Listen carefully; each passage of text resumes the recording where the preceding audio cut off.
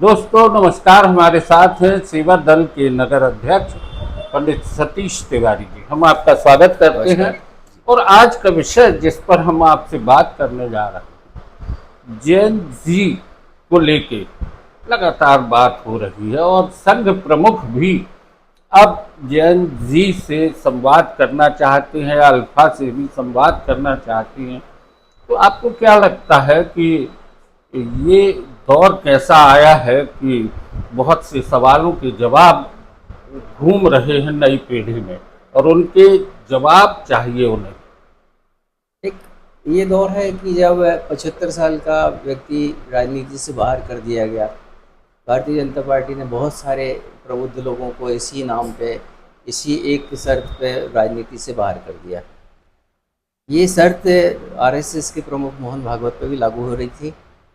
जब मोदी जी भी इस उम्र के पड़ाव को पार कर चुके तो ये सवाल उठा था कि उन पर ये शर्त लागू क्यों नहीं हो रही। तब ये नियम शिथिल कर दिया गया। भारतीय जनता पार्टी को जो उनकी सुविधा से लगता है वो नियम बन जाता है। आज हिंदुस्तान की राजनीति में जैन जी ने जिस तरह से करवट बदली है राजनीति की, ये इनकी मजबूरी है कि रात में 12 बजे नरेंद्र मोदी मोबाइल से वीडियो बना के इन बच्चों से बात करना चाह रहे हैं। हाँ, और हाय फ्रेंड्स ये ये भाषण जो परिवर्तन है, ये शब्दों का जो चयन है, मनोवैज्ञानिक है। हालांकि नरेंद्र मोदी जी के एक विशेषता मैं मानता हूँ कि वो माइंड हाईजैक करने की कोशिश करते हैं। और पिछले 12 सालों में इस देश की जनता के साथ उन्होंने यही खेल किया है कि ऐसे बात करेंगे जैसे वो इनके परिवार के बुजुर्ग हैं और इनकी हर संकट का समाधान उनके पास है। बात पंडित सतीश तिवारी जी, जो हमारी आपकी बात हो रही थी, नरेंद्र मोदी जी तो खैर आपने बहुत अच्छा एक वो कहा।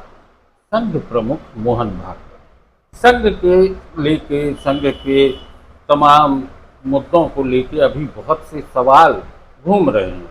ऐसे में जैन जी जो नई पीढ़ी है उसके जी, भीतर भी सवाल होंगे। तो जैन क्या संघ प्रमुख उन सवालों के जवाब देंगे? मुझे नहीं लगता कि संघ प्रमुख किसी जैन जी से मिलने जा रहे हैं।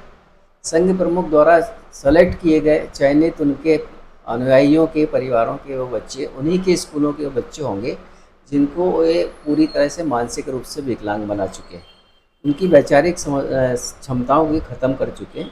उन्हीं बच्चों को इकट्ठा करके उन्हीं के सवालों में वो खेलना चाहते हैं। जो एक्चुअल सवाल इस वर्ग का है वो तो इतना ज्वलंत है कि उसका जवाब इनके पास है ही नहीं। अगर जवाब होता तो प्रधानमंत्री नरेंद्र मोदी और हमारे जो गृह मंत्री हैं वो सदन का सामना करते, सदन में जाके इस बात को कहते कि उनकी समस्या का निदान वो कैसे कर रहे हैं। किसी की हैसियत नहीं है। आज मोहन भागवत जी ये प्रयोग जो कर रहे हैं, ये एक आँख में धूल झोंकने का प्रयोग है और कुछ नहीं है।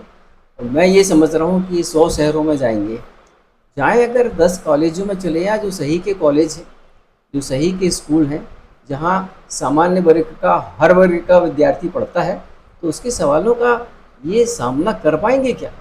इतने मतलब सशक्त सवाल उन बच्चों के हैं कि आज किसी एक लड़की को जिसको छेड़ा गया था एक सिपाही पुलिस वाले के द्वारा, उसने साफ साफ पूछा कि इस किस अधिकार से मेरे ऊपर डंडे चलाए गए।